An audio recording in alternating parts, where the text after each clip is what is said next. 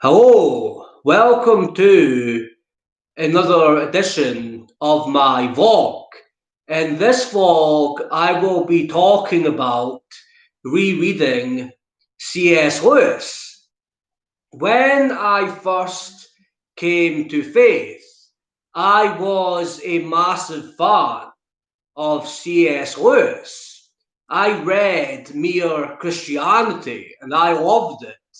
And I remember reading the screw tape letters, and I was just amazed at how insightful the screw tape letters was. It was a very insightful book, and from there I read other books like The Four Loves, which I still have a great time reading. It's a wonderful book. It is full of wisdom regarding the different types and kinds of love. And I remember reading Surprised by Joy, and I recall reading The Weight of Glory. But what happens is when you love a particular writer, eventually you get a little bit bored. And so you desire to read another writer. And that's what happened with me. I was reading C.S. Lewis and I adored reading his books, but I was reading him all of the time. And so I moved on to other writers and other books. The same thing happened with me and G.K. Chesterton. I am still a big fan of G.K. Chesterton. His book, Man Alive, is one of my favourite books I've ever read. But eventually I had to move on to other writers because I was reading him all of the time and I read quite a lot of his writings. And so that's what happened with me. But years later, I decided to reread C.S. Lewis. And so for the past few days, I have been going through the Narnia stories. I mean, the other day I read The Magician's Nephew, and yesterday I spent most of the day reading The Lion, the Witch, and the Wardrobe. And I'm going to be reading The Horse and His Boy just after I finish this walk. And it's amazing to me how good these books are. I mean, the books are children's stories, and the language is very simple, and the books aren't long. But despite that, there is so much in these stories, there's so much there, and the books are very moving. And so it's a great thing when you go back to a writer you are very fond of. And so I have been rereading C.S. Lewis, and so I love reading the Narnia stories. I love reading them. I'm 25, and so I am not a child anymore, and yet I am reading children's stories. There's nothing wrong with reading children's stories. In fact, a lot of the time, children's stories are more insightful than stories written for adults. Like, you can get maybe more out of a children's story than you would get out of a novel, even a novel that has received very, very high praise. So I love reading the Narnia stories, and I'm looking forward to reading the next one, The Horse and His Boy, because I'm reading the books in chronological order and not in order of publication.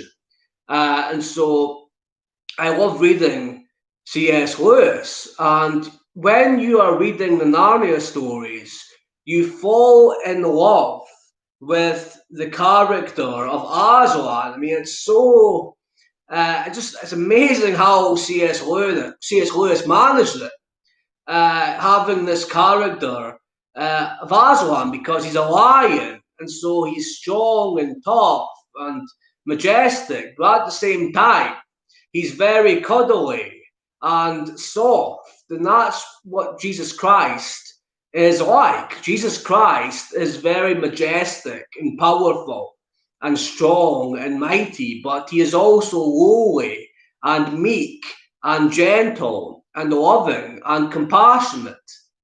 And and in the character of Aslan, you have these two things integrated, and it's an amazing achievement. And another thing I love about the Narnia stories is the descriptions of Narnia. Like, Narnia seems like a gorgeous place. I mean, I am someone who goes on long walks. I love nature. I love being outdoors and exploring parks and things. I love exploring pathways, different pathways in a park, and seeing where all the pathways go. I love doing that.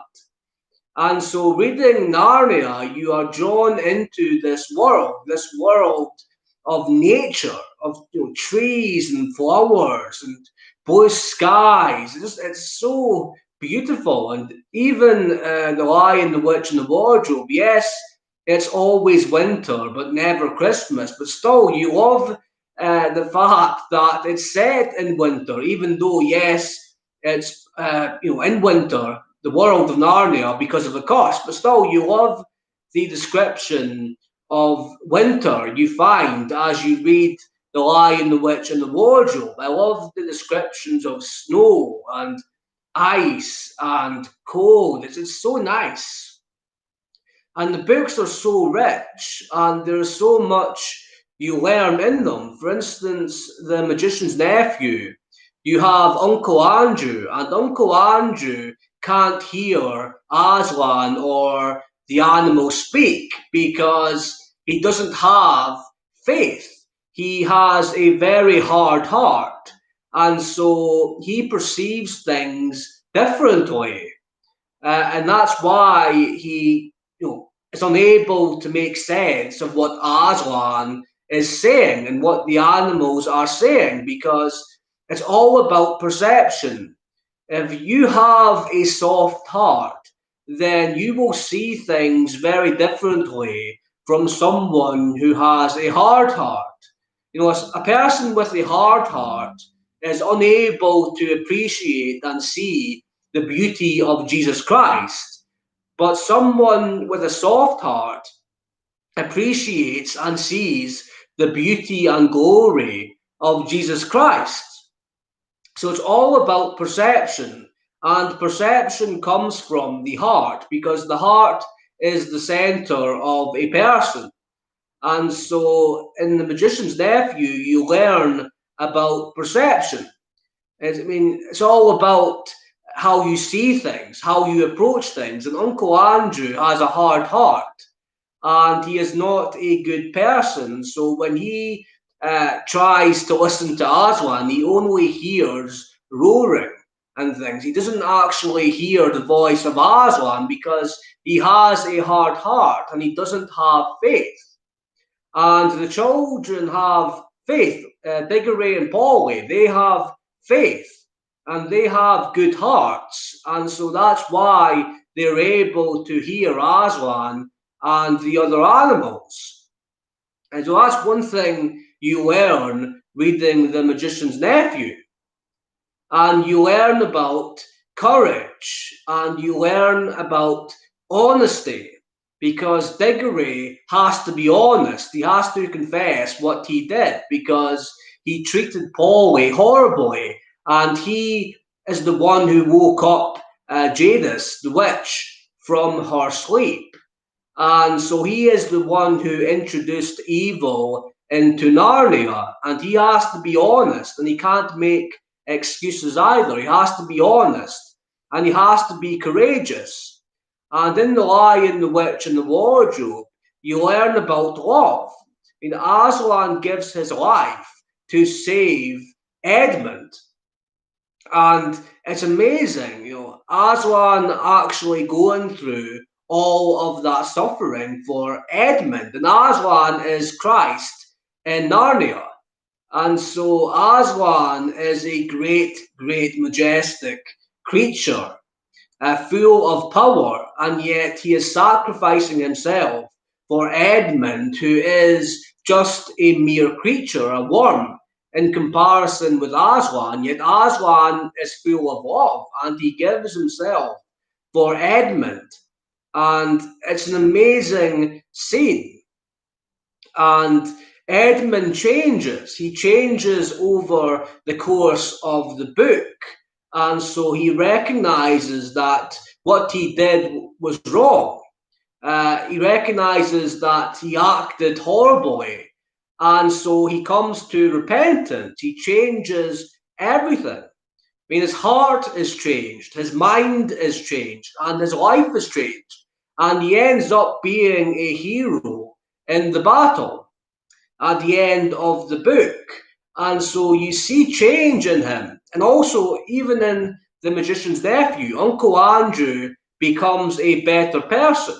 He learns a lesson. And so it's amazing. Like, the Narnia stories are amazing. And so it's good revisiting C.S. Lewis, because no matter how many times you go back to him, there's always something you learn. Even if you have read all of his published books, you still have his letters, and his letters contain so much wisdom. And so it's great going back to a writer I was very fond of in the past. And so, read C.S. Lewis. He is a great writer. His prose is lovely on the eye. It sounds good when you read it in your head. And though the writing is simple, and that's not a bad thing, I think writing should be simple and clear and direct. Though the language seems very simple and not very academic, at least in his popular writings, it's full of meaning and it's full of wisdom and insight. And so C.S. Lewis is a great writer, and there's so much truth in what he writes. I mean, I don't agree with him on everything, but there is so much truth there.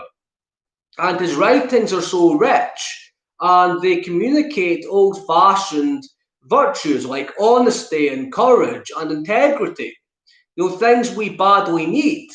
And the books are just so good, and they're fun, and he's very, very funny. For instance, I think it's the Voyage of the Dawn Treader. You have a line saying that there was once a boy called, was it Eustace Scrop, and he almost deserved it because he has a horrible name.